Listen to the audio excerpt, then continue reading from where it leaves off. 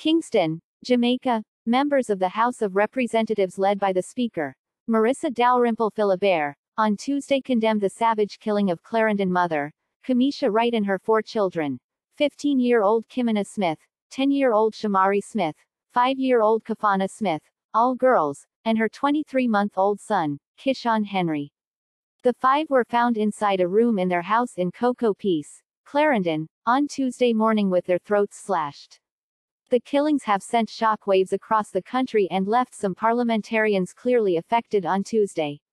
"These are dark times for our country," began the Speaker of the House as she got the proceedings underway.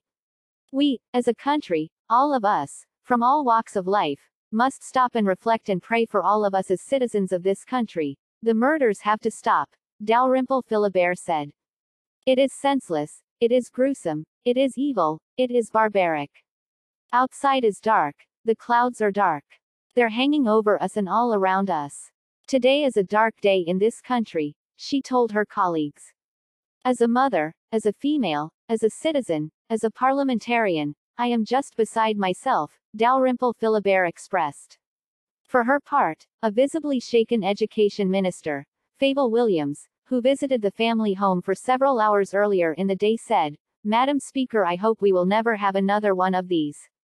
Clearly sighing, Williams reiterated that, "It is my heartfelt hope that we will never have to go through another one of these again.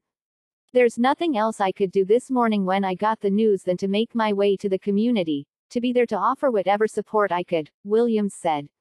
She shared that when she got to Cocoa Peace it appeared that entire community had turned out to offer support to the grieving family. Williams was particularly touched by Wright's mother. "You cannot imagine the state she was in, the sorrow, the crying. All I could do was hold her hand for the 2 or 3 hours I was there, just stand by her side and hold her hands," said Williams, as her voice cracked.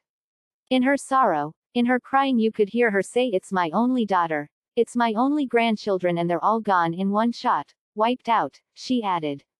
The minister assured that her ministry will offer all the support it can to the bereaved family, including psychosocial and financial. Williams said that as she heard the conversations around her she concluded that, "There is no policing that could have prevented the tragedy. This requires transformation in the lives and hearts of persons. It requires us at the Education Ministry to redouble our efforts from very early, to teach them restorative justice, to teach them how to settle differences from very early," she said. A cousin of Wright's, 23-year-old Rashane Barnett, otherwise called Jet, of Wilson Run, Trelawney and Popine, St. Andrew, has since been taken into custody in connection with the killings. Also speaking in the House on Tuesday, Minister of National Security, Dr. Horace Chong, condemned what he described as a brutal and savage crime.